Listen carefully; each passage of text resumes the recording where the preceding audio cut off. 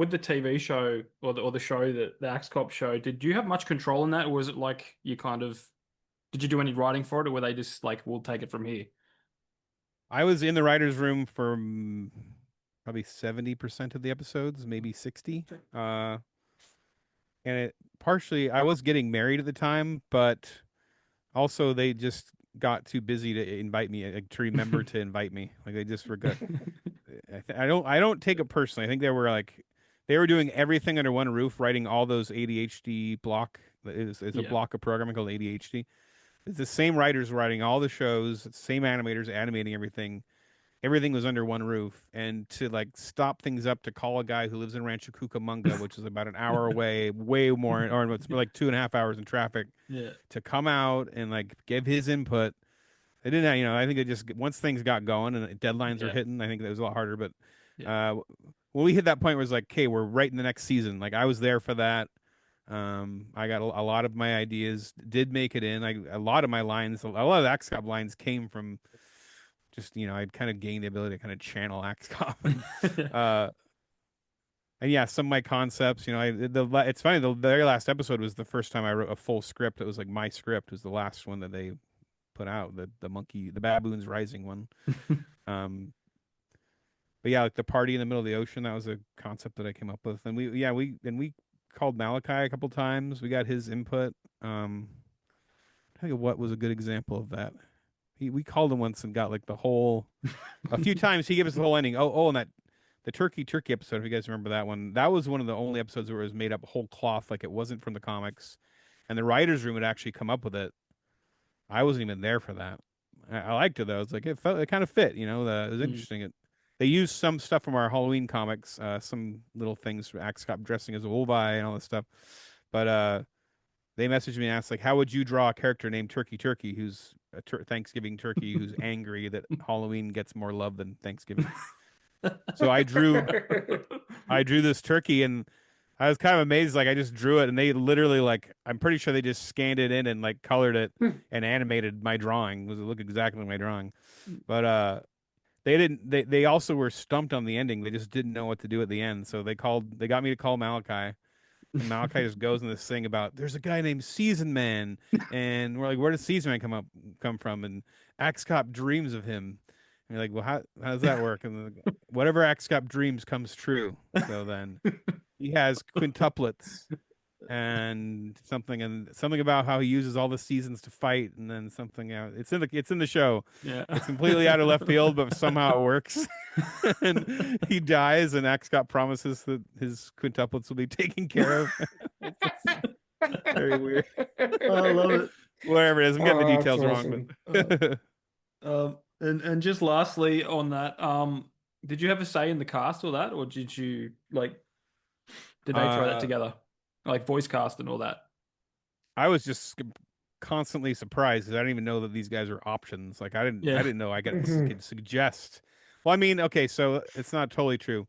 Off the bat, so before the show got made, three comedians had contacted me who loved Axe Cop and wanted to work with me. It was first one of the three was, I think it was Peter Serafinowicz was first, who ended up playing like the Tick, and he's in John Wick and stuff. I Oh love I wow. love Peter.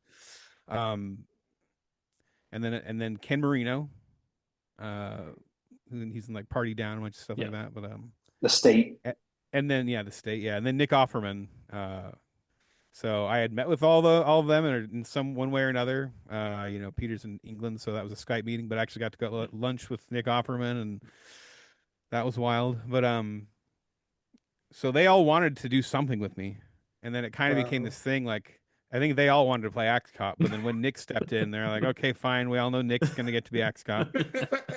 But so that was like off the bat, kind of the set thing. Like at the first day where we all met at this house in Los Feliz, which is near LA. It's this old house that used to be owned by, I think, Frank Zappa. It had a recording studio in it, and they had basically turned it into a kind of a preliminary studio, like to do all their pre stuff before they get the full animation team in, and they rent a Hmm. different studio. Like they turned a house illegally into like a full on office. They had the master bathroom was the executive producer's office. There's a toilet in there, but it was cool. Like this whole house was just The big meeting room, or the big, maybe it's a master bedroom upstairs, had been turned into the writer's room, and it was really cool. Uh, but it happened to be so Nick Offerman came to that very first day meeting. Ken Marino came to that very first day meeting. Um, and then it's random. We're taking our lunch break, and I walk out I open the front door, and Nick Offerman's staring up above the door, like with that pensive stare that he has. Like, what are you doing? What's going on? And he's like, I'm considering if I could scale the site of this house. And,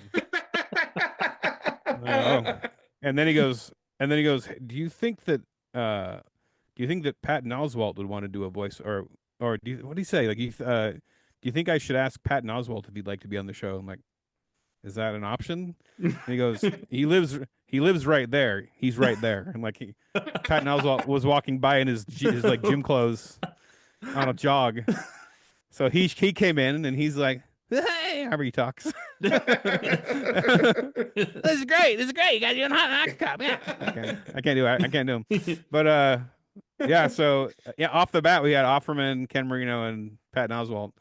But then it just became like the shows of the time. I was amazed, like all the Breaking Bad voices we got and stuff. I mean, that was my favorite episode. I think is the one with Mike from Breaking Bad, Yeah. Jonathan Banks.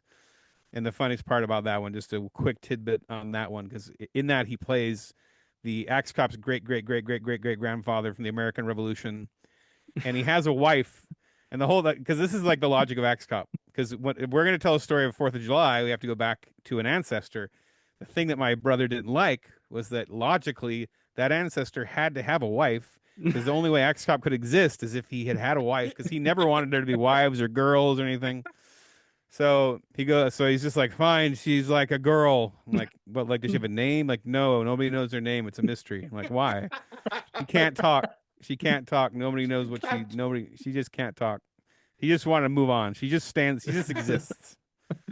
So in the show, we would write lines for Axe Cop to talk to the wife, and the wife can't talk. So and we didn't know what would play the funniest. So we did what are called in writing alts, where you put a bunch of backslashes and you just give all these different possible lines that he could say.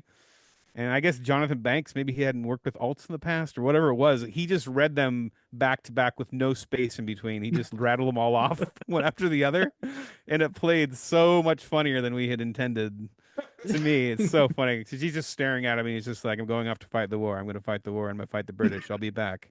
And he just finishes off with, I love you. I don't know. Oh, that's amazing. Oh wow. Wow. Um, Yeah, I was looking at when we were because I'm a massive comic book nerd, so I was definitely familiar with Axe Cop when it came out. I've read quite a bit of it, and Nice. I think it was a couple of years ago. Jamie told me, "Hey, they've made a show," Mm. and I started watching it. I couldn't believe when I heard Nick Offerman's voice, Yeah. and just like you've got people like Clancy Brown, like as you said, like Right. Yeah. you got Ben Mendelsohn as well. Yeah. That was when And he only they did like what Killing Them Softly, like he's doing that character from that. Yeah. but Wild. I think it's so it's and for to find out that people like Nick Offerman and Ken Marino were reaching out to you saying, hey, I need to be a part of this project, this TV project. I need to do this. That must have been an amazing feeling. Yeah, it was wild, and I think with Nick it was a kind of a similar interesting thing where I wasn't really into Parks and Rec at the time, hmm. but I Yep. was having so many people at conventions coming up to me going like, "Oh man, Nick Offerman has to play this guy," and I was like, "Who's that?" Like, that's Ron. You don't know Ron Swanson? Yeah. Yeah. I don't know. And then he was having the same thing where all these people were saying, "You got to do Axe. Have you seen Axe Cop? You look just like Axe Cop." So, like, we were brought together by our two fan bases. Yeah. That's I amazing. love that.